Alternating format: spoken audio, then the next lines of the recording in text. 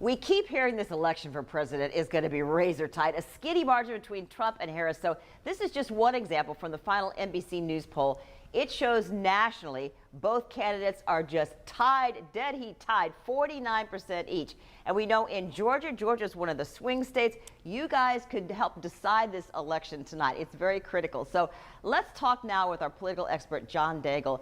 270 electoral votes. Georgia has 16 of those. But here's a scenario. What if Georgia is just too close to call? Yeah, and you know, Georgia, the state law does not have an automatic recount provision, but there are a few laws in place. If the vote is less than 0.5%, then either candidate can request a recount of the ballots. Also, if for some reason the Secretary of State in Georgia has credible reason to suspect some kind of irregularities at the county level or elsewhere, he can request a recount of the ballots. And Georgia has a history of very close elections. Let's look back here in 2020.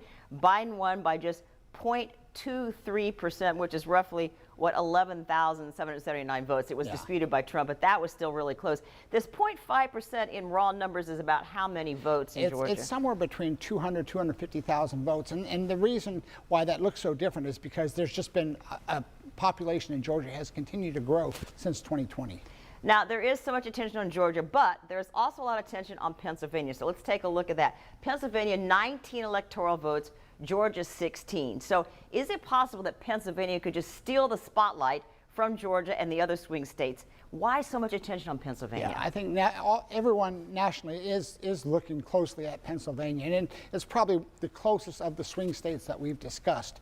We know both candidates finished their closing arguments in Pennsylvania yesterday, and I think it's very representative of a lot of the votes in general. Pennsylvania is a state with two big metro areas, Philadelphia and Pittsburgh. Those areas are reliably blue, and then most of the other state, they're more rural agricultural areas are reliably red. So a lot of it depends on how much turnout the Democrats get in those major urban areas and if it's enough to offset the votes out in the more rural areas of the state. And you may remember last presidential election, we were all waiting and waiting and waiting for Pennsylvania. A couple of days went by. This time, as I understand, they have tried to speed up their process. Yeah, there's been some new rules passed since 2020, which basically does speed it up. But still, in Pennsylvania, they can't begin prepping the absentee votes and the early ballots and stuff like that until Election Day. And most people don't expect them to finish counting those votes and certify that election to either late Wednesday or Thursday. But they can actually start opening the envelopes like earlier today. Yeah, they probably already are doing that right now. They can't count them. Right. But they say that does take time to open the envelopes and get ready to count them. So it does. They're trying to streamline that just a little bit. So yeah, so and again, with that state being so pivotal and the election and the results not expected to be known tonight, that's probably the main reason why I don't expect us to have final results tonight unless there's some very unexpected blowout in one of these swing states. So I know a lot of you all watching and following us now on streaming, you may be thinking the same thing I've heard all week. It's like, I'm so tired of those ads. I mean, like, can this just be over? Let's figure out who's president and move on. But realistically, if you had to kind of pick a crystal ball and go, okay, I think the results will be in by the end of this week, or? Certainly by the end of this week, but there also is a difference between the official certification that election officials have to do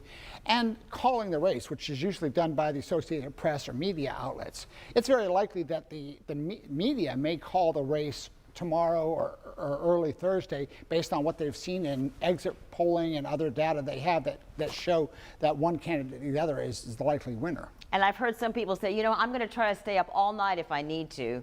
I'm not even going to set an alarm for tomorrow morning. I mean, is there any point in doing that, or realistically, we're not going to really know overnight? Well, I think the only scenario where we would know tonight is if the results in one of these swing states indicated that one of the other candidate had an overwhelming majority and the media were to call the state tonight and then basically, as has happened before it's actually certified, basically everybody assumes they know the winner. All right, John, we're just going to see what happens, and we'll enjoy talking with you as the evening goes on. John will be here streaming on First Coast News Plus and also in our live cut-ins on NBC and ABC. Thanks for joining us, John. Thank you.